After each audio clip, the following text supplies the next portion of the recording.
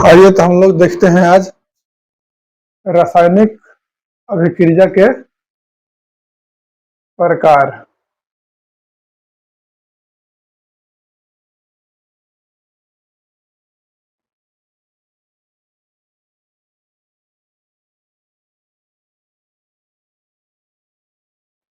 रासायनिक अभिक्रियाओं के प्रकार।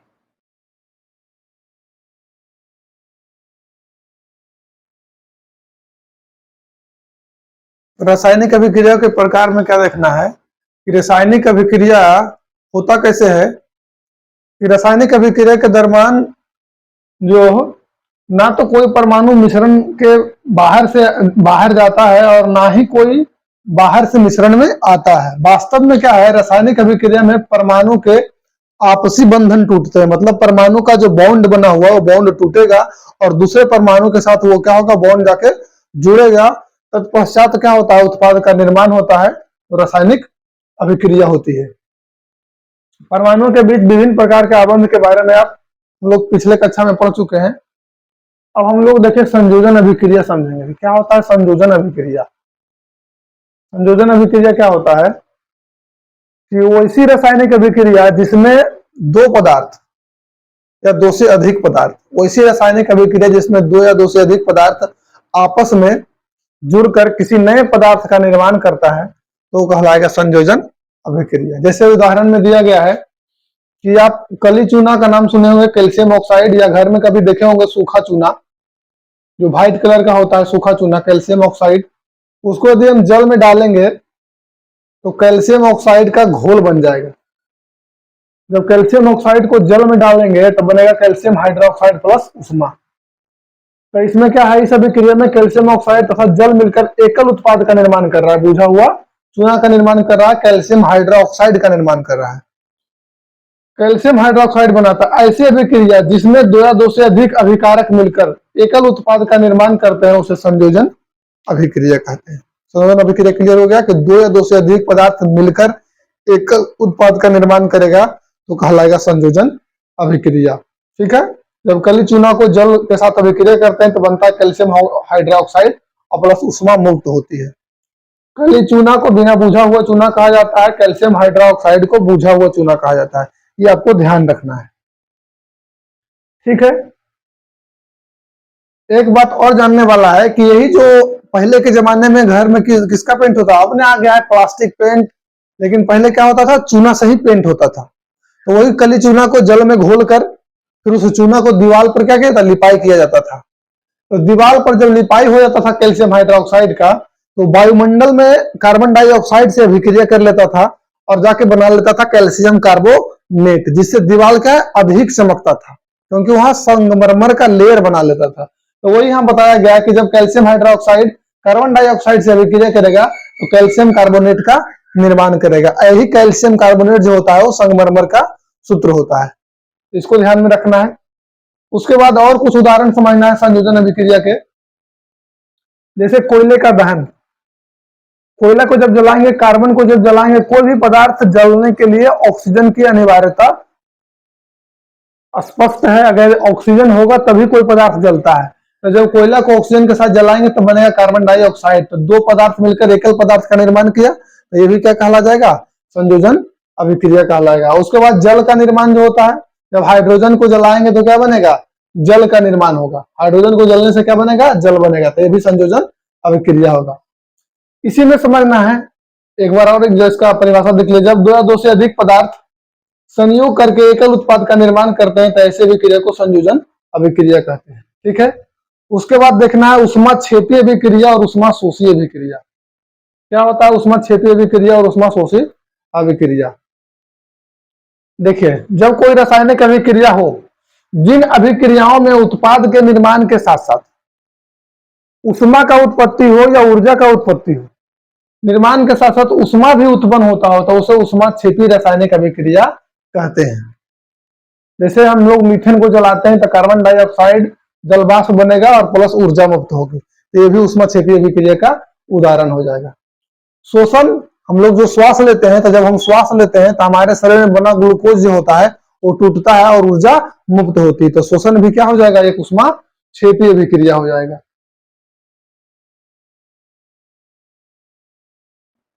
यहाँ देखिए ग्लूकोज ऑक्सीजन के साथ अभिक्रिया करेगा, कार्बन डाइऑक्साइड बनाएगा, जो हम लोग श्वास छोड़ते हैं तब बाहर निकलता है।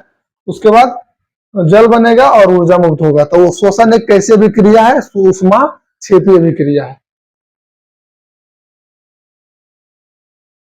उसके बाद आएगा वियोजन अभिक्रिया या अपघटन अभिक्रिया।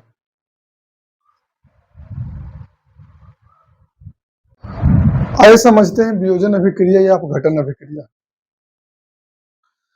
वियोजन माने क्या होता है? वियोजन के मतलब होता है टूटना।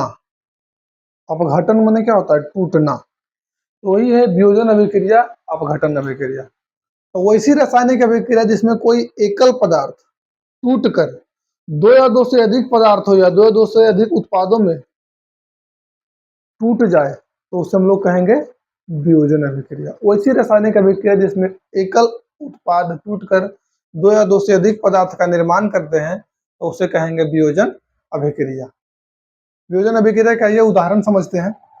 वियोजन अभिक्रिया का उदाहरण क्या क्या होगा? जैसे फेरस सल्फेट को आप लीजिए, यहाँ दिखा रहा है एक प्रयोग में, आप देखिए कि एक फेरस सल्फेट का क्रिस्टल लिया है।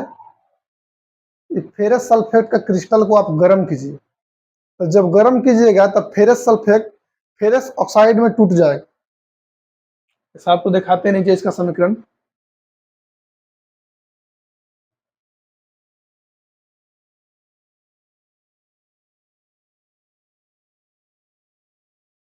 यहाँ देखिए, जब फेरस सल्फेट को क्या किया गया है? गर्म किया गया है, उष्मा दिया गया है, तब फेरिक ऑक्साइड सल्फर डाइऑक्साइड और सल्फर ट्राई ऑक्साइड में क्या हो गया है? टूट गया है। तो एकल उत्पाद जो है टूट कर दो या दो से अधिक उत्पाद में क्या किया है? उसको छोटा छोटा टुकड़ा में तोड़ दिया है, इन दो या दो से अधिक उत्पाद में उसको निर्माण कर दिया है। तो वो वियोजन अभिक्रिया का उदाहरण हो जाएगा। अभिकारक अभिक्रिया में एकल अभिकर्मक टूटकर छोटे छोटे उत्पाद प्रदान करता है, यह एक वियोजन अभिक्रिया है। गर्म करने पर फेरस सल्फेट फेरिक ऑक्साइड और सल्फर डाइऑक्साइड और सल्फर ट्राइऑक्साइड में क्या हो गया? विभक्त हो गया है, टूट गया है। तो जब एकल पदार्थ टूटकर दो या दो से अधिक पदार्थ का निर्माण करेगा तो वो कहलाएगा वियोजन अभिक्रिया। अच्छा, उसके बाद देखते हैं और उदाहरण है। यहाँ देखिए,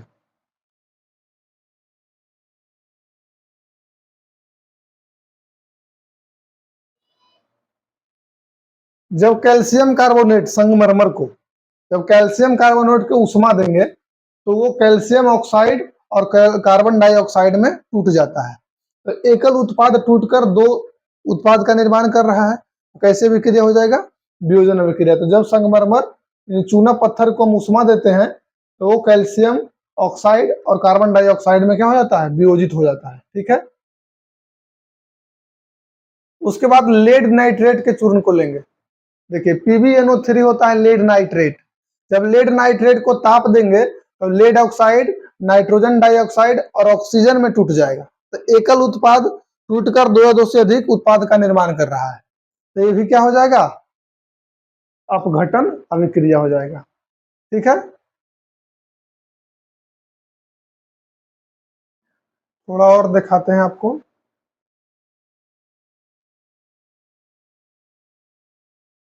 देखिए, यह सिल्वर क्लोराइड है।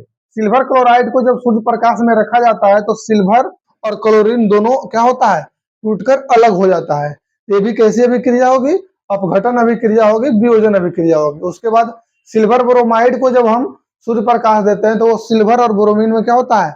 अलग हो जाता है। तो ये भी हो जाएगा अपघटन अभिक्रिया का उदाहरण। ठीक है। तो अपघटन अभिक्रिया हम लोग समझ गए। अब देखिए, अपघटन अभिक्रिया जितना भी हम लोग देख रहे थे उसमें क्या है? बाहर से उष्मा दिया जा रहा था, मतलब उस उत्पाद को हीट करने के लिए बाहर से उष्मा उसमें डाल रहे थे, उसको उष्मा हम दे रहे थे। तो वैसी रासायनिक अभिक्रिया इसमें अभिकारकों को तोड़ने के लिए उष्मा या प्रकाश या विद्युत ऊर्जा की आवश्यकता होती है।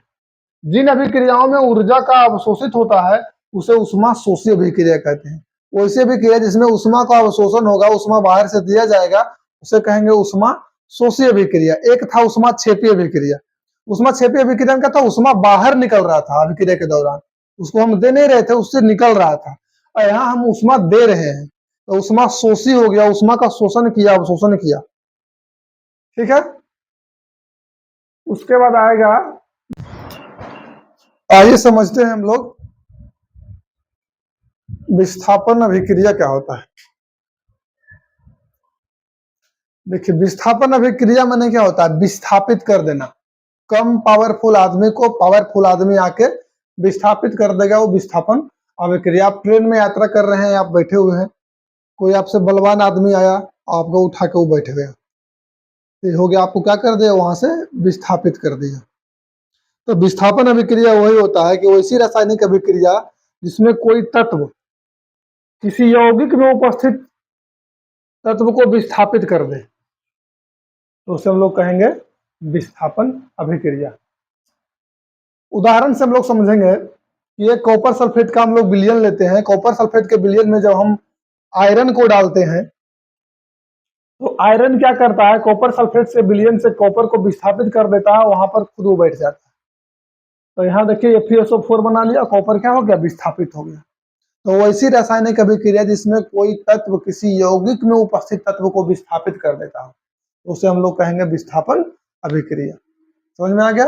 वैसी रासायनिक अभिक्रिया जिसमें कोई तत्व किसी यौगिक में उपस्थित तत्व को विस्थापित कर दे, तो उसे हम लोग कहेंगे विस्थापन अभिक्रिया, जैसा कि उदाहरण में यहाँ दिखाया गया है। ठीक है, ये हो गया हमारा विस्थापन अभिक्रिया। उसके बाद देखिए जिंक।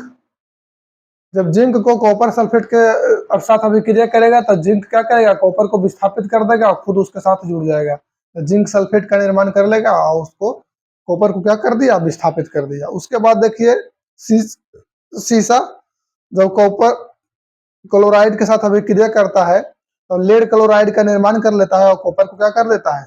विस्थापित कर देता है। हम लोग क्या देख रहे हैं उदाहरण में कि कोई एक तत्व किसी यौगिक में उपस्थित तत्व को क्या कर रहा है? विस्थापित कर रहा है। कोई एक तत्व किसी यौगिक में उपस्थित तत्व को विस्थापित कर दे रहा है, तो ऐसी अभिक्रिया को क्या कहेंगे? विस्थापन अभिक्रिया कहेंगे। ठीक है, उसके बाद आता है द्विविस्थापन। ये होता है डिस्प्लेसमेंट अंग्रेजी में, और इसके बाद आएगा डबल डिस्प्लेसमेंट, द्विविस्थापन अभिक्रिया। ये देखिए द्विविस्थापन अभिक्रिया, तो क्या कर इसमें होगा कि वैसी रासायनिक अभिक्रिया जिसमें क्या होगा? दो यौगिकों के पदार्थ आपस में एक दूसरे को क्या कर देता हो? विस्थापित कर देता हो। वैसी रासायनिक अभिक्रिया जिसमें दो यौगिकों में उपस्थित तत्व एक दूसरे को विस्थापित कर देता हो, तो उसे कहेंगे द्विविस्थापन अभिक्रिया। जैसा हम उदाहरण में आके समझेंगे। यहाँ देखिए Na2SO4 और BaCl2 ले गया है, सोडियम सल्फेट और बेरियम क्लोराइड। अब क्या करेगा? बेरियम को सोडियम विस्थापित कर देगा, तो यहाँ बन गया बेरियम सल्फेट और सोडियम क्लोराइड। अदला बदली कर लिया, सोडियम आके क्लोरीन के साथ जुड़ गया, यहां से सोडियम आके क्लोरीन के साथ जुड़ गया और बेरियम जो जाके सल्फर के साथ जुड़ गया। तो क्या हो गया? एक दूसरे से अदला बदली कर लिया, वही हो गया विस्थापन अभिक्रिया, द्विविस्थापन अभिक्रिया। द्विविस्थापन अभिक्रिया को ही हम लोग, उसमें अवक्षेप का निर्माण होता है, इसलिए इसको अवक्षेपन अभिक्रिया भी कहते हैं। एक पदार्थ का निर्माण होता है जो जल में अभिलय होता है, इस अभिलय पदार्थ को अवक्षेप कहते हैं, और जिस अभिक्रिया में अवक्षेप का निर्माण होता है उसे अवक्षेपन अभिक्रिया कहेंगे। और अवक्षेपन अभिक्रिया आपको द्विविस्थापन अभिक्रिया में ही देखने को मिलता है। देखिए क्या होता है द्विविस्थापन अभिक्रिया। यहाँ उदाहरण है, जो विलय में, यहाँ देखिए, अभिक्रियाएं जिसमें अभिकारक के बीच आयनों का आदान प्रदान होता है, उन्हें द्विविस्थापन अभिक्रिया कहते हैं। और आयनों का आदान प्रदान होता है, सोडियम प्लस आयन होता है, बेरियम भी प्लस आयन होता है, तो ये आयन, बेरियम आयन इसके साथ जुड़ गया, सोडियम आयन इसके साथ जुड़ गया, तो आयनों के आदान प्रदान के फलस्वरूप जो अभिक्रिया का, जो पदार्थ का निर्माण होता है या जो अभिक्रिया होता है, उसे हम लोग कहेंगे द्विविस्थापन अभिक्रिया। सरल भाषा में इसको बोल सकते हैं वैसी रासायनिक अभिक्रिया जो आयनों के आदान प्रदान के फलस्वरूप होता है, उसे हम लोग कहेंगे द्विविस्थापन अभिक्रिया। और वैसी रासायनिक अभिक्रिया जिसमें किसी अभिलय पदार्थ का निर्माण होता है, अवक्षेप का निर्माण होता है, उसे कहेंगे अवक्षेपन अभिक्रिया। ठीक है,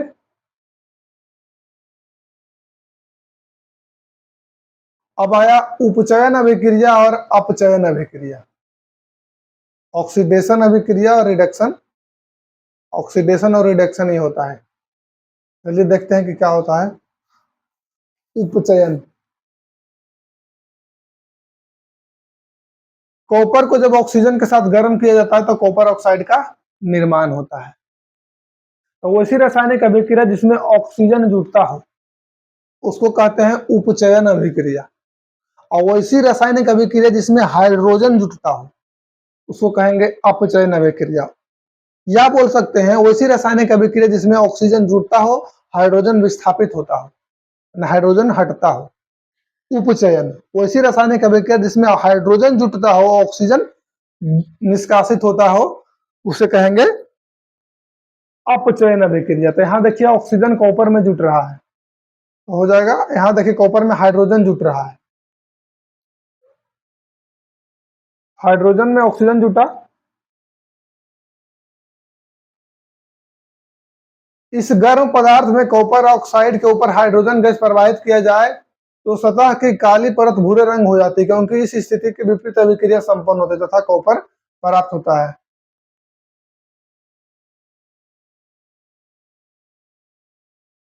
उसके बाद होता है रेडॉक्स, जिसमें दोनों साथ साथ हो।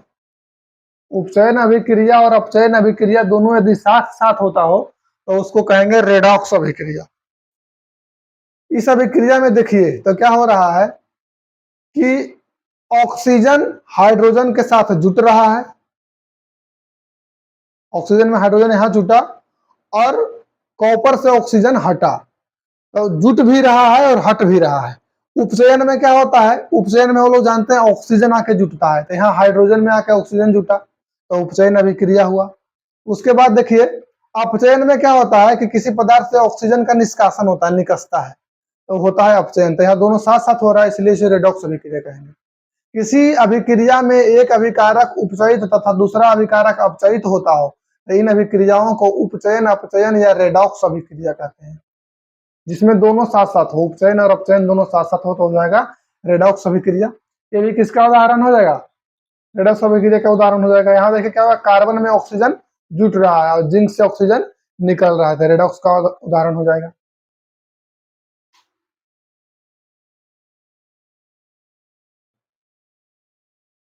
अब देखिए कह रहा है, आपको परिभाषा समझना है, तो यदि किसी अभिक्रिया में पदार्थ का उपचयन तब होता है जब उसमें ऑक्सीजन की वृद्धि हो या हाइड्रोजन की ह्रास हो, मतलब ऑक्सीजन जुड़ रहा हो या तो हाइड्रोजन निकस रहा हो, तो उसे कहेंगे उपचयन अभिक्रिया। यदि पदार्थ का अपचयन तब होता है जब ऑक्सीजन का ह्रास हो, हाइड्रोजन में वृद्धि हो। उसका उल्टा होता है, उपचयन का उल्टा अपचयन होता है। ऑक्सीजन जुटेगा, हाइड्रोजन निकलेगा तो हो जाएगा उपचयन, हाइड्रोजन जुटेगा, ऑक्सीजन निकलेगा तो होगा अपचयन। तो उपचयन अपचयन का झमेला खत्म हो गया। अब देखिए संक्षारण क्या होता है। संक्षारण क्या कहता है, जब कोई धातु अपने आसपास अम्ल आदि के संपर्क में आता है तब ये संक्षरित हो जाती है और इस प्रक्रिया को संक्षारण कहते हैं। जैसे लोहा में जंग लगना क्या है, संक्षारण है। वो नमी से क्या करता है, अभिक्रिया कर लेता है और उसका क्या होता है, मूल तत्व नष्ट होने लगता है, वही संक्षारण होता है। उसके बाद एक होता है विकृति गंधिता, पदार्थ जो सड़ता है तो उससे जो स्मेलिंग का होता है वही होता है विकृति गंधिता। वसायुक्त अथवा तैलीय खाद्य सामग्री जब लंबे समय तक रखी रह जाती है तब उसका स्वाद और गंध कैसा होता है, बदलने लगता है। उपचयित होने पर तेल और वसा विकृति गंधी हो जाते हैं तथा इसके स्वाद और गंध बदल जाते हैं। प्रायः तैलीय और वसायुक्त खाद्य सामग्रियों को उपचयन से रोकने के लिए प्रतिऑक्सीकारक एंटीऑक्सीडेंट मिलाए जाते हैं, मतलब उसको खराब होने से बचने के लिए प्रतिऑक्सीकारक उसमें मिलाया जाता है। जैसे चिप्स आप लोग खाते हैं तो चिप्स में क्या होता है, जो फूला हुआ रहता है उसमें जो गैस भरा हुआ रहता है नाइट्रोजन भरा हुआ रहता है, तो नाइट्रोजन क्या है, प्रतिऑक्सीकारक है, एंटीऑक्सीडेंट है, उसको खराब होने से बचाता है। चिप्स के पैक में देखिए बता रहा है। तो आपका रासायनिक अभिक्रिया और जो समीकरण था वो चैप्टर हो गया है समाप्त। संयोजन अभिक्रिया किसे कहेंगे, विस्थापन अभिक्रिया, वियोजन अभिक्रिया, विस्थापन अभिक्रिया, द्विविस्थापन अभिक्रिया सब आपको बता चुके हैं। जब दो या दो से अधिक पदार्थ मिलकर एकल पदार्थ का निर्माण करेगा तब हो जाएगा संयोजन अभिक्रिया। जब आयनों का आदान प्रदान के फलस्वरूप जो पदार्थ का निर्माण होगा वो द्विविस्थापन अभिक्रिया। वियोजन अभिक्रिया, जब एक पदार्थ टूटकर दो या दो से अधिक पदार्थ में विभक्त हो जाएंगे तो हो जाएगा वियोजन अभिक्रिया। और जब एक तत्व किसी यौगिक के तत्व को विस्थापित कर देगा तो कहलाएगा विस्थापन अभिक्रिया। ठीक है, तो ये चैप्टर आपका जो है तो समाप्त हो गया है। इसको बैलेंस करना है। एक क्लास आपको हम इसका प्रश्न उत्तर पर करवा देंगे। ठीक है, वीडियो अच्छा लगा हो तो हमारे चैनल को सब्सक्राइब कीजिए, लाइक कीजिए, शेयर कीजिए। धन्यवाद।